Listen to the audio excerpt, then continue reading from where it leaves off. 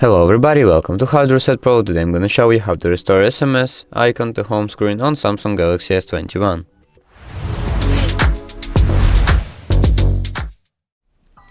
So basically, if you removed SMS icon right here from home screen and you want to restore it, I'll show you how to do it. So first up, don't worry, you haven't deleted it from your device, but just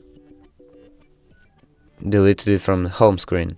So you'll need to find it in your app drawer. So as you can see right here, messages, click and hold it, swipe right here and drag it into the previous position of your messages icon basically.